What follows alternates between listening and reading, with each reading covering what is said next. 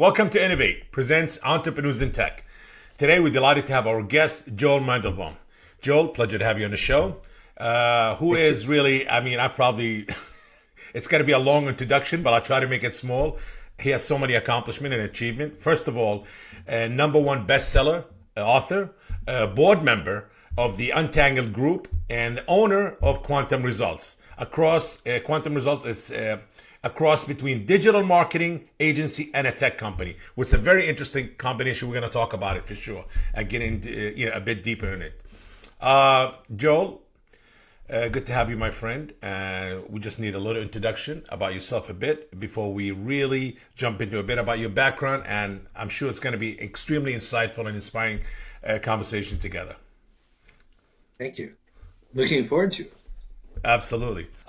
Introduce yourself to our viewers and listeners at the Entrepreneurs in Tech. They'd love to hear who you are and how you got started, and then we'll just dive in. Sure.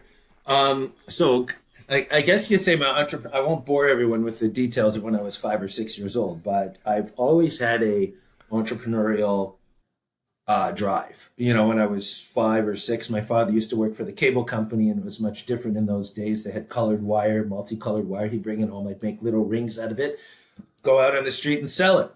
I was always an entrepreneur. I'd always sell out. And I thought, such a great salesman. Of course, any cute little kid comes up to your door and offers handmade stuff, you're going to buy it. And, so I was already in sales and didn't even realize it at the time, and just kept doing different things. And then when I hit high school, I wasn't sure what I was going to do after. And a friend of mine was a delivery driver, and he had his own vehicle, and he was making some pretty good coin. And this is maybe 1987. And he was driving and making good money. I thought, that's a great excuse to buy a car. So I took my savings, started driving as a courier or delivery driver, and pissed my dad off because he said, that's not an investment with your money. And I said, yeah, I'm going to make money with my car. So he said, okay, go ahead. 24 years later, I had a company in Toronto, Western New York. At one point, we had over 100 staff. And I was flying, and it was grinding it out. No digital marketing, all cold calling and networking. And I didn't know better. I didn't know better. Word of mouth. And I tried digital marketing once, and it's important that I mention this. Someone came to me and said, yeah, we'll get you to the top of search. We're going to save your company. You're going to make tons of money. So I said, okay, here's $100, blow your brains out. And I never heard back from the guy.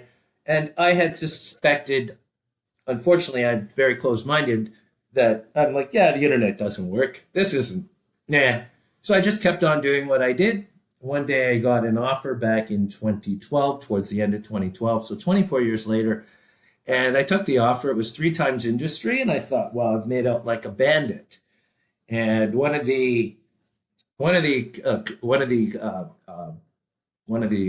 agreements that I had when I sold my company is that I stay on for a year and migrate over all the customers. So we're about 6 months into it, and I'm still gleaming, happy. And I'm realizing, I said to the owner, I hear the customer service reps picking up the phone and saying, oh, is this your first delivery? Oh, is this your first delivery? And I'm thinking, what kind of salespeople does he have that makes the customer call in the first delivery? So I said to the owner, what's with your salespeople?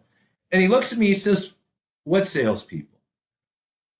And I said, the ones that you get. He says, Joel, I don't have salespeople. We do only online marketing. Bob, at that moment, you could have heard a pin drop in my brain, because they were 5 times the size of me, and we weren't small by any stretch. I said, you grew your business to 5 times. He says, well, I got rid of my last salesperson maybe 10 years ago. So yeah, I'd say pretty much. And I had like a short circuit in my brain. I was like, well, wait a minute, online marketing doesn't work.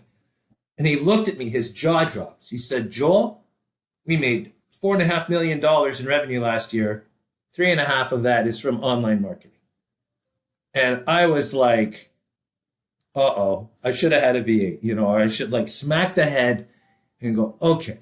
So it took me, believe it or not, a couple of weeks to come down and realize, what have I done?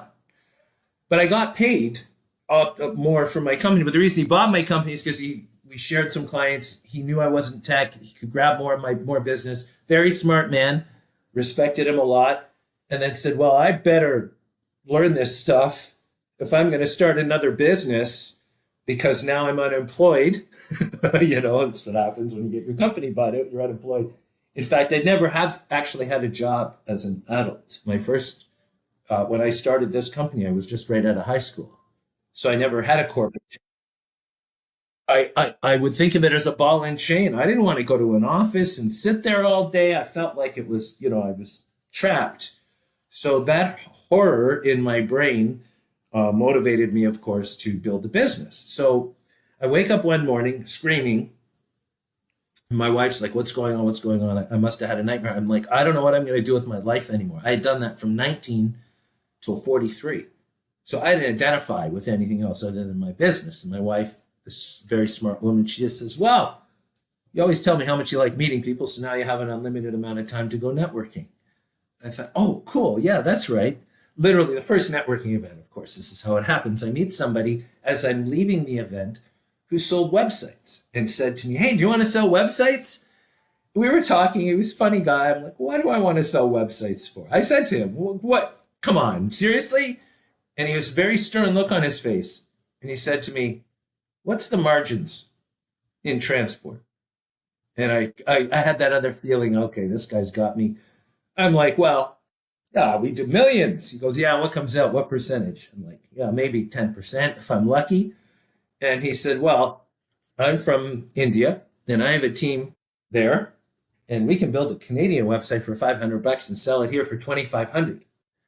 And I just went, what? That's like 400% margin. I'm in. Having no idea what I was getting myself into, but I thought it can't be like that bad, like dealing with all the people and the people not showing up and they've got deliveries from yesterday and your clients are screaming, where's your driver? And you can't find your driver or your driver gets into, or this or that. Just how could that be? Well, in a different way, definitely. I had no idea what I was getting into, but what I loved about it was that my clients trusted me with their online visibility. And I don't take that lying down very serious. If you're trusting me to show you off to the world, I take that very seriously. And so we were business partners for a few years, but I brought in most of the sales, so that didn't last for long. And one day, I'm thinking to myself, I started actually regretting selling websites because that's all I did. And after we signed off the site, it's goodbye to the customer. And customers were asking me, hey, can you do this? Can you do that as well? I've had such a great experience. I kept saying, no, I don't really do that. And then one day my entrepreneurship went, you're not saying no ever again to an opportunity. So I was just finished building a website for a friend of mine from high school, a really big e-commerce site. He says, okay, Joel, he didn't even ask. He just said, okay, Joel, I need Google Ads. I need some social media. I need SEO to my site. And I need this. Can you do that? I said, yeah, of course I can do that. When would you like to start? He says, well, I want a proposal on my desk Monday, ha, ha, ha. And I said, sure. And the meeting finished and I almost peed my pants because I didn't know what I was going to do. And I thought, no, wait a minute. No, I work well under pressure. So I went on my LinkedIn and I reached out to some people I knew that were very high end in doing these services. And by Monday, I had a proposal to him and I got the deal. He said, oh, that's a pretty good price. That's the first thing he said was a pretty good price. So, we're entrepreneurs thinking, damn it, did I undercharge? I thought I gave him a great price. There was good margin. And yeah, everyone was getting paid good. And that's how my digital marketing career started. And then after about, it wasn't just that. I hooked up with some very smart people, which we can get into in a bit. But I loved the fact that I could help my clients on their journey. And then, of course, hearing about all the other unscrupulous companies, like in any industry, there's going to be bad actors. But in this industry, I found there to be a lot, people being under-delivered, over-promised, not given the right expectations. Certain things that started, I got really frustrated. And my clients started saying to me, Joel, you've taught me so much. You should write a book. And the first time I heard that, I was like, no, I'm not writing a book. No, book? That's scary. You say that, but I don't want to write it and do all that. I just heard it so many times. One day I just said, okay. A friend of mine who had written 4 best-selling books in real estate and investment, he said, I'll help you write the book, Joel. So I wrote the book, went to publishers. How do I do well in this? Oh, buy 10,000 copies of your own book and you'll be a #1 best-selling author. By the way, that's not how I got to best-selling author. I'm just like, that doesn't make sense. It's something out there called vanity publishing. So if you're ever an author, vanity publishing is kind of a cheating way to get your book to a #1. And I don't find it very ethical. So after I felt dejected, I wrote the book, did it just as a passion project to help business owners really understand what they need to do to win online, because I got so tired of hearing about people getting ripped off and I thought, okay, just tell people the truth. Anyway, the book did very well because it's not just about what to do to win online. It's also some really good business. It's all of the stuff that I have learned over the last, I'm 57 now. So 38 years being an entrepreneur, 6 companies, and really learning. So I wrote the book. I didn't think I would ever publish it. I was very dejected. I thought, okay, well, at least I wrote it. And another friend of mine said, hey, why don't you publish it on Amazon?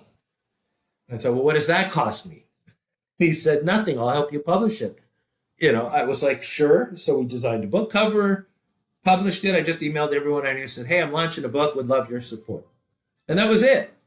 And I thought, okay, great, next project. And I'd say about 6 hours later, he calls me and he says, Joel, your book hit #1. And I kind of forgot, what do you mean #1? Where? He's like, #1. You were #1 in sales and marketing. I said, how is that even possible?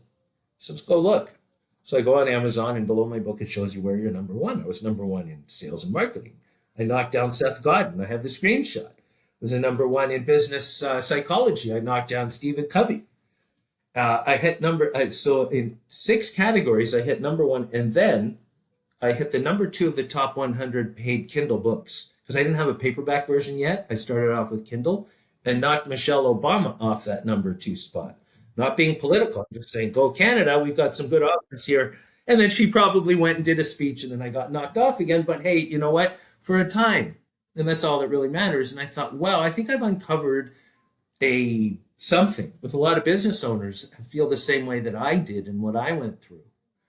So wrote the book, did well. It's gotten me, of course, some great opportunities. I ended up creating a course after just because it was popular and people wanted more of that. And so I created a course as well. And I find that my clients that take the course or read the book before they even start any kind of online marketing, much more educated and understand the landscape much better. So and here I am today. I live in Richmond Hill, Canada, which is north of Toronto, with my wife. We've been together 16 and a half years and it's still like the beginning. She is my best friend, just such a great person to have a journey with on this planet. What a positive guy. What a positive guy, Joel, I have to say. Okay. Thank you. Listen, I do interview a lot of people and I have to say, sometime or most of the time, the key to success really is to be positive and happy. And you have these 2 qualities and 2 components that a lot of people, or criteria, whatever you want to call them, that a lot of entrepreneurs or goal goers or hardworking guys, people in general, don't ignore these 2 qualities, being positive and being happy. Because if you upset and you say, I'm focused, I don't have time for nothing. No, just don't bother me. Don't ignore, ignoring all of that. It takes a toll on your mental state of mind and to go forward, because to be happy and to be positive is what makes you go forward. That's the fuel that you kind of helps you being innovative, think better, come up with great ideas, and just keep going forward. And just be talking to you and how do you put the whole thing together. Sure, it wasn't easy, but there's so much positivity there, and obviously being grateful and never felt the negativity like, oh, this and that. Being grateful is important and thankful. So extremely, extremely inspiring, really. Let's talk a bit about Let me make a point. Sorry, you Please. brought up a point. Being grateful. I write down every morning 3 things that I'm grateful for. I force myself, first thing in the morning, 3 things I'm grateful for. And I just thinking about what you're grateful. It could be something so simple. I have a car. I ate breakfast. A nice warm shower. Like, you can break it down. One of the wealthiest billionaires on the planet, I can't remember his name. He's Japanese. He was a friend of Warren Buffett. He says over 1,000 gratitudes every day. That's all he does all day, is thinking about what he's grateful for. And I think as the universe, the more you're grateful for, the more you get to be grateful for, because you're just resonating that energy. And the point I was going to make is, business owners that are not in a great mood. I've had this before. We run campaign. They're getting leads, phone calls, and the business owner's in a cranky mood. Not happy, not grateful. Like, if your phone rings, you should be grateful you've got someone looking to give you money. And when you hear that, because we record all the calls, track everything, you really can hear how that resonates into the person calling, where it's just they lose the deal just because. Whereas when the client's in a happy mood, hey, blah, blah, blah, they're like, yeah, blah. And you can even hear the energy. You can feel the energy. And it's such a difference. You got to be grateful. There's a lot of people that didn't wake up this morning. You're absolutely right. And it attracts a lot of positivity and positive energy. And we might not see it, but it does. Your demeanor, your behavior, your facial expression, it affects all your physical movements and how you interact and how it attract people. You know what they say when you walk into a room and you see somebody confident, and just attract positive people to them, just attract people to that person. He's not saying anything, just being, I think that energy that surrounded himself by being grateful, thankful, and positive. And you're right. I mean, being thankful just to be able to wake up every day, really, and to stretch and to do all the things you want physically on your own, that by itself is a big thing. Because once you're able to do this, to think on your own, to see, to feel, to touch, and to walk or to exercise, then you say everything else is manageable. I could do it. I don't have the connection. I can build the connections. There's ways to build the connections. I don't have the money. Then I'll work to make the money. I have great ideas. Okay, let's start planning. You cannot go from step 1 to step 30. You have to go gradually. It's going to take time. Well, it's going to take time. I mean, let's face it. Yes. So do it that way. It's pretty interesting, Everything about you takes time. Yes. I heard something the other day about the eagle and the owl, and how they said the only bird that attacks the eagle is the owl. And yes, and how it does it. It flies, it lands on its back, and it stays there, and it keep picking on his neck. So, but what happened to the eagle? The eagle is very smart. So he's very determined, very focused. He doesn't get bothered by somebody's riding on his back and while he's flying up high. So what he does, he keeps flying higher and higher and higher, the eagle. He reaches a certain point where the oxygen becomes really very difficult, but he's used to that. He's used to that grind and being focused. So the eagle, the owl, all he does is just sitting on his back, in a way, just enjoying the ride for free. And in the same time, want to take him down. But the eagle doesn't pay attention to that. So the higher it goes, it becomes difficult for the owl to survive. Eventually, the owl actually falls off the back of the eagle. And that's because he passes out. But the eagle's used to that. So it's pretty interesting if you take that and you apply it to our life, how certain people sometimes they ride on your back, in the same time they're not being grateful to what are you doing or how good you are to them. And in the same time they want to take you down. But the more focused you are on what are you doing and how high you go, that becomes nothing, not even painful anymore. And eventually they'll fall off on their own. You don't have to do nothing to them. Yeah, don't listen to the owl. Keep going. Yes. We all have a lot of those owls in our life. I had a lot that told me I'm not going to do this. You're not going to make it. It's too competitive. Blah, blah, blah. So I guess even a message to all your entrepreneurs, if you have a vision and a dream and a good plan, because a A good dream without a plan is just a dream and it could fail. But if you have a good plan and a good dream, you should pursue that to the maximum. Bill Gates didn't know what he'd create. None of these big tech titans or most people had any idea it would turn into what they did. Quantum results. What makes it stand out? And I know this is a company that you founded, and what's the ultimate goal for it, and what really makes it stands out among other companies who does similar services to what do you do, Joel? Thank you for that. So Quantum Results is my overarching company because over the last bunch of years, 12, 13 years, I've created some multiple companies, partnerships, and they all help the client with their online journey. And to put them in place, not every technology every company needs until a specific point in their online journey. Like I do a lot of coaching for executives that have become entrepreneurs because a lot of it's mindset, and a lot of them are used to getting everything done for them. Now they have to do everything themselves. And so, building all these different companies and different technologies to put them under one roof. We're actually launching our website third week of May. So that'll probably mean the end of May. Developers generally are a little overzealous, and when they can say they do something, it's usually a lot slower. If anyone has had experience, love them, but timing isn't always the best skill. But building incredible things. So it's Quantum Results. We have technologies that no one else has in terms of the digital marketing space. Some of the platforms that we've developed in-house, just as an example, we have a platform that we developed many years ago that enables clients to rank organically in search. The old SEO will get you to rank. However, this company has a platform that's been working 100% of the time for some over 25 years, and that's IOPW, but they're now a part of my company. So my company owns a percentage of all of these other agencies and all these other tech, so we put them all into one.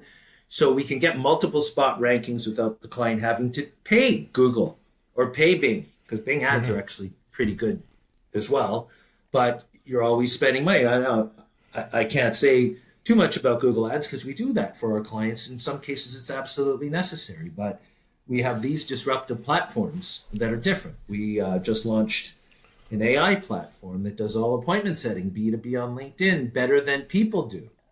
Imagine never having to prospect, never having to response handle, and having an AI that understands conversational AI that becomes customized to your data set, to your So pretty much basically qualified leads you will get. Qualified leads. Well, we go through a process first with the client when we onboard. There's a document we fill out who their clients are, just getting the data first. We set up the funnels for them for the booking, response handling, objection handling, and we give that to our human agent that monitors the AI, and we also put it into the AI to understand and learn. We started this about a year ago, beta testing, and we just use it to send out the first message, and we would be averaging, one appointment a month, pretty much guaranteed. And over the year, the AI has become so good at response handling, and, I've received AI messages, and I know what it's like. It just irks you a bit because you know that it's not a person. No one's that interested in my profile. Like you did this, you did that, and you did this. And you can tell AI because there's lots of dashes, in the conversation. And it's kind of frustrating. And I was glad that someone reached out to me just because I went through the experience of feeling what it was like, and it wasn't something that I really enjoyed, let's say. So when we were testing with the AI, one of the biggest things that we make sure it seems like it's human. It doesn't have to be over. So through 100,000 conversations, it's now booking 4 to 8 meetings a month per agent. So Wow. we call them growth samurais. It's a human and an AI, and we've been just crushing it. I mean, we may be one of the few that can guarantee qualified appointments at this point, but I have no illusions that where this is going.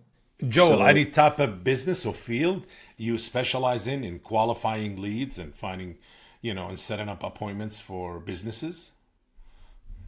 Yeah, I would say businesses that are more high ticket. So it could be coaches with high ticket businesses that have higher engagement You price mean point. life coaches or Life coaches. Yep. sales and Sales, definitely. BDRs. If your clients are on LinkedIn, and here's the other thing, you have a lot of potential clients. If you're too niche, no, because each agent that we have is sending out 2,000 messages a month on behalf of our client.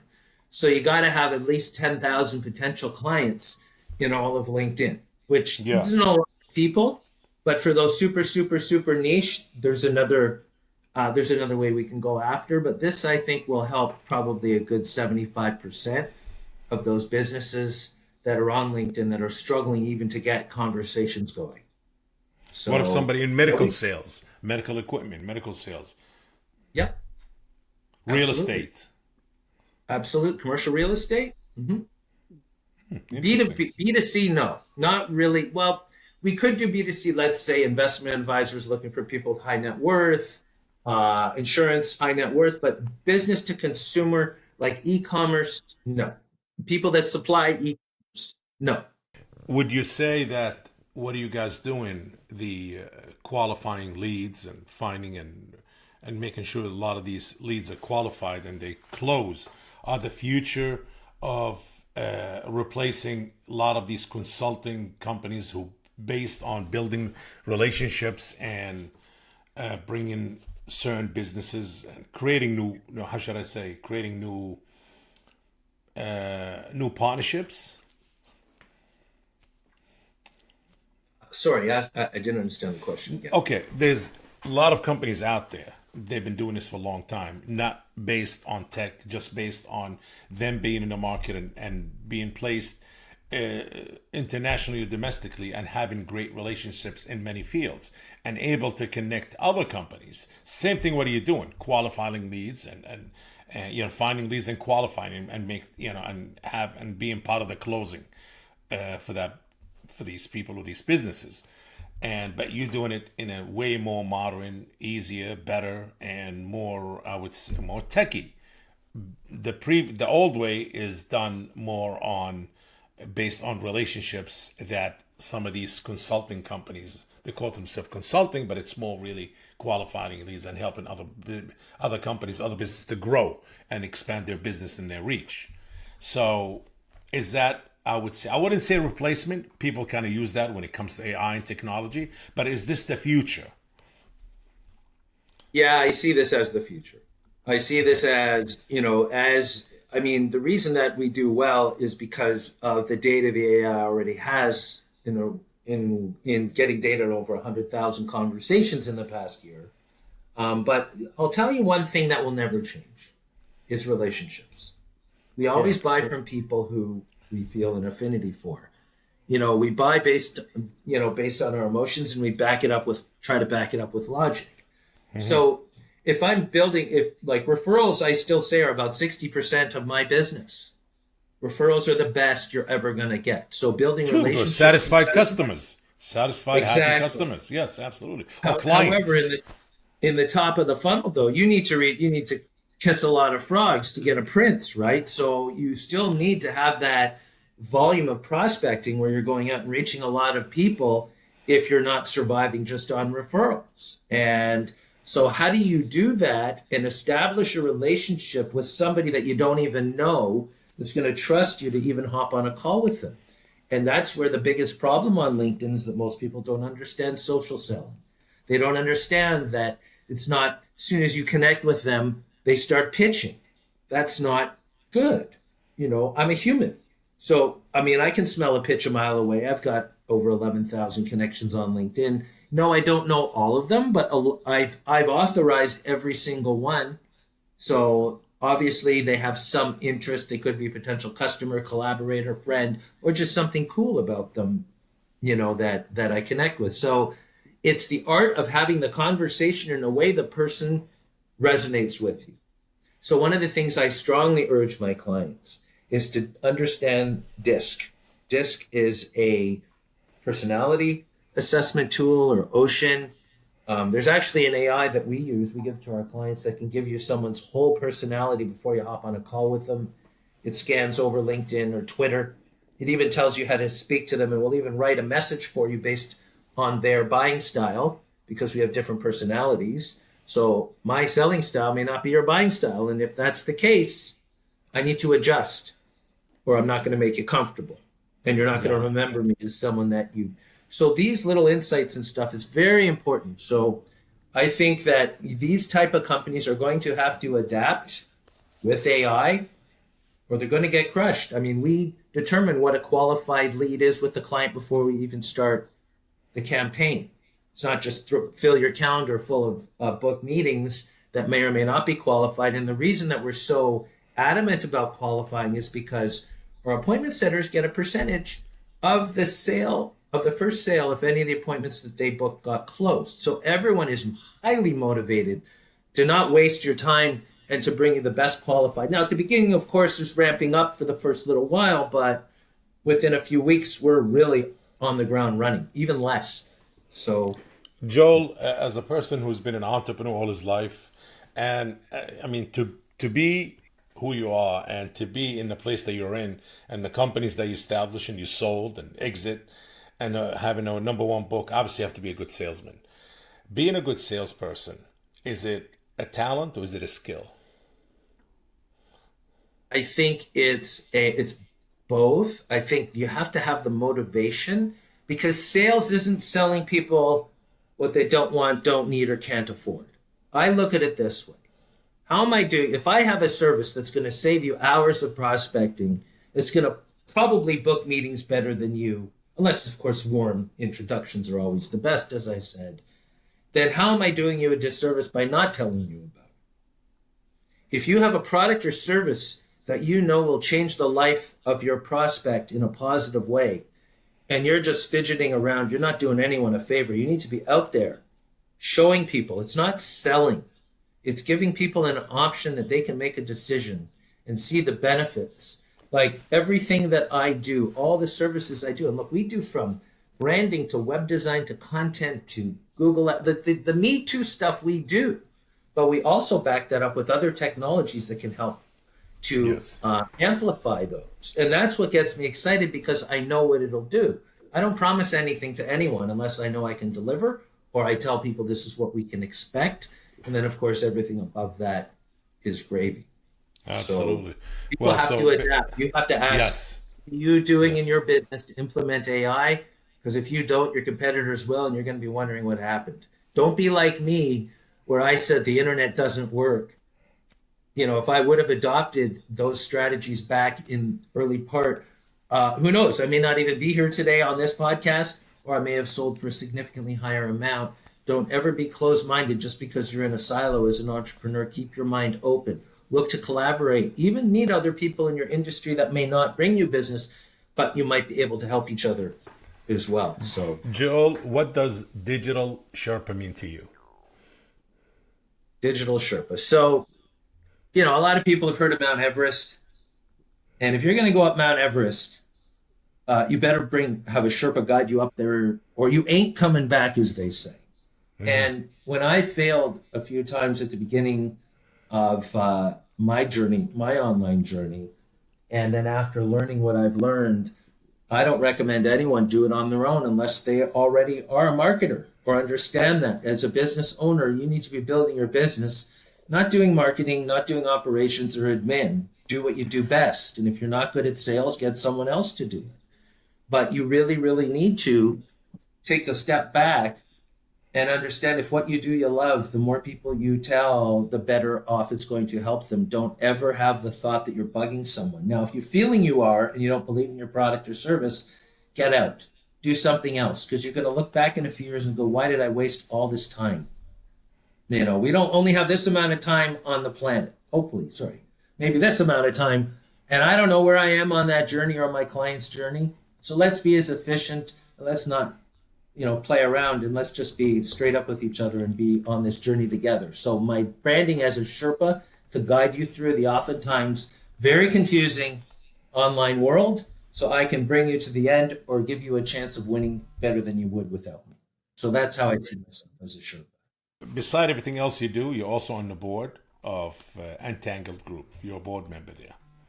Can we just give a bit kind of over summary on about the Entangled Group and your position there being on board, how that help you and help other businesses? Great question. So the Untangle Group is a group of business owners that provide fractional services. So for companies that necessarily can't afford to bring somebody on full time, we have someone that does cost cutting. We have someone that's a fractional CFO. We have CMO. We have me in terms of marketing and technology. We have HR. These are all fractional, so you can actually have a team. If you need to have a team and you're scaling, you can't afford a full time, but you want to have the talents of people on a more fractional basis, more affordable, then you would bring the Untangle Group in. One of us would determine what the needs are. Of course, through an interview, we would talk back and forth. What are some of the issues you have?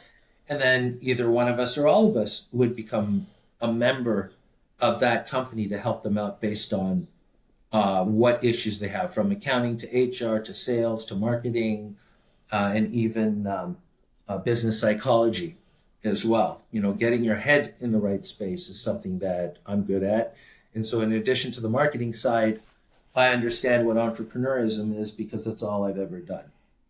So it's a great group of people, and yeah, that's what we do, fractional help.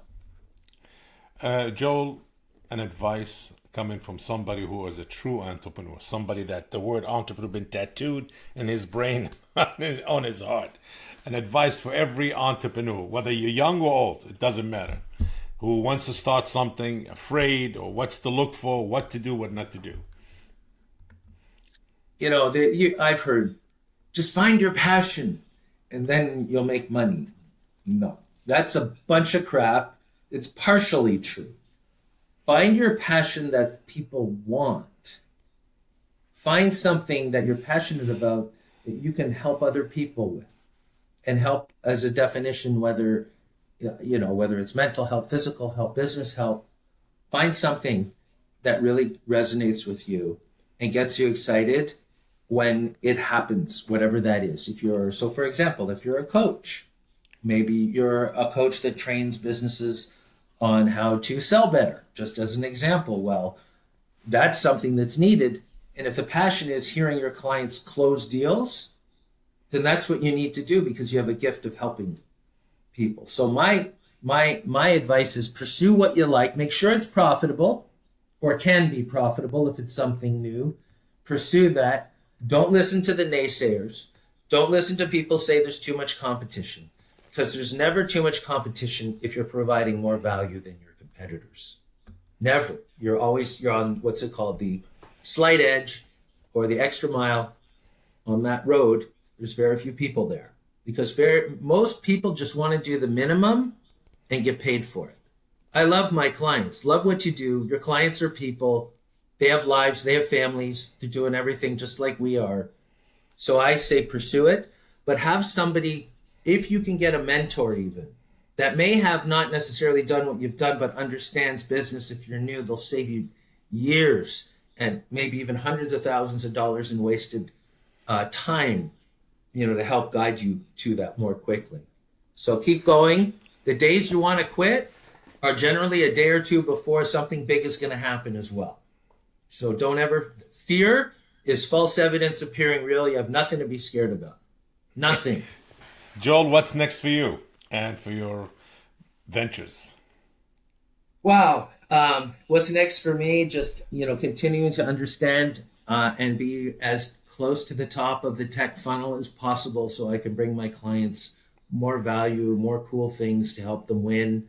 Whatever comes, I think the correct answer is I don't know because of technology moving so quickly. But I will tell you this, that I will always be in the corner.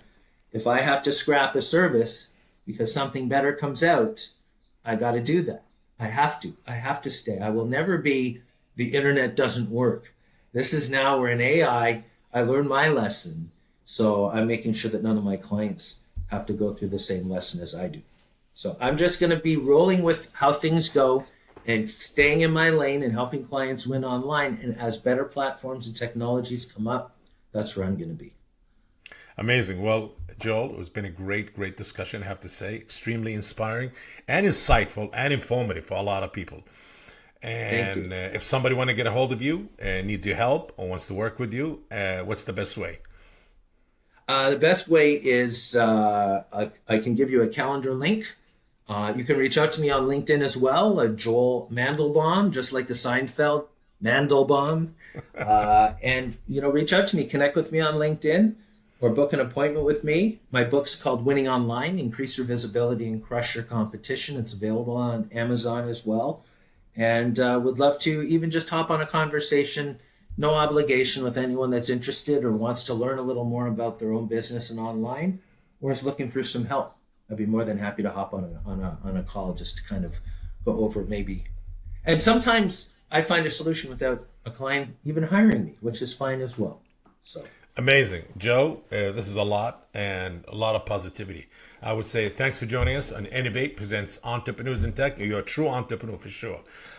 Please be sure to connect with us on social media. Till next time, keep innovating and stay curious and follow what Joel does every morning, because it works. Be positive, be happy, be grateful, and be thankful. And everything else will come. Sure, you got to work hard and you got to be innovative and you got to keep going forward, but you need to have, I would say, the positive foundation that carries you to that place that you want to be. Be thankful and grateful and positive. wonderful. Joel, thanks again, my friend. Absolutely. It was a pleasure having you and looking forward to it. Thanks. Yes, thanks for having me, Bob. If you enjoyed today's episode, make sure to share Innovate Presents Entrepreneurs in Tech podcast. And if you're joining us on YouTube, please like this video and subscribe to the channel. Until next time.